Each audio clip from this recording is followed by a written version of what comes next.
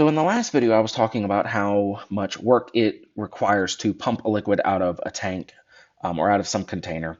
And I didn't really go into, where those steps kind of come from or where that formula came from. And so that's what I kind of wanted to do is just take a few minutes and kind of explain where that information actually does come about. And that's what I'm going to do in this video is explain, kind of how all of this stuff kind of blends together.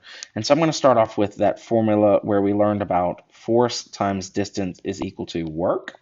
I'm also going to talk about the formula where we talked about force is equal to mass times gravity. And the last thing that I want to point out to you is there's that other formula that I talked about kind of very at the beginning, was that density is equal to the mass divided by the volume. And we could kind of rewrite this if we wanted to, that mass is equal to density times volume. And so all of this stuff is going to go back together and it's going to kind of coalesce and make my formula. And so in this situation, I'm going to start off at the very kind of bottom of this, which is the density of our water was given to us at 1,000 kilograms per cubic meter. And what I can do is, again, I'm treating this like it's slices.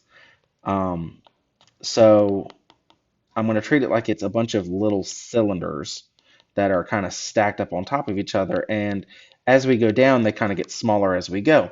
And so the volume of those cylinders is pi r squared h. And I know I mentioned before that the thickness of these slices is actually dy. It's my differential. So that's going to be the height of these little tiny cylinders.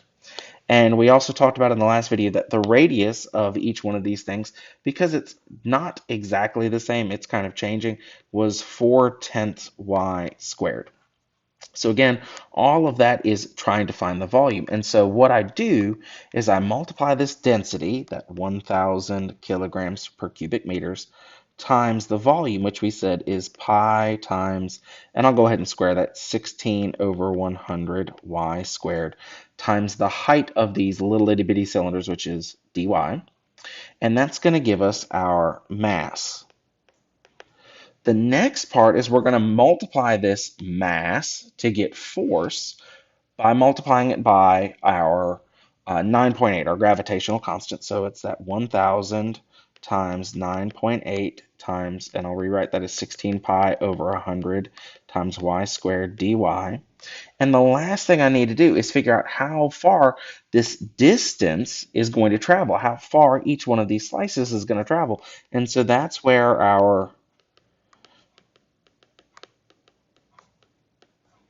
10 minus y comes in. Is, again, that's just figuring out the density where I already knew the force because the mass times the gravity, and the mass is the density times the volume. So it's just this one really big layered set of formulas in here, and that's, again, where this comes from. Is it's kind of breaking it down one step at a time using all of the formulas that I've discussed so far. Hopefully this helps you a little more as to where this actual formula kind of came from, as opposed to just knowing the formula and the steps to do them. All right. If you have any questions, please feel free to let me know. Have a great day.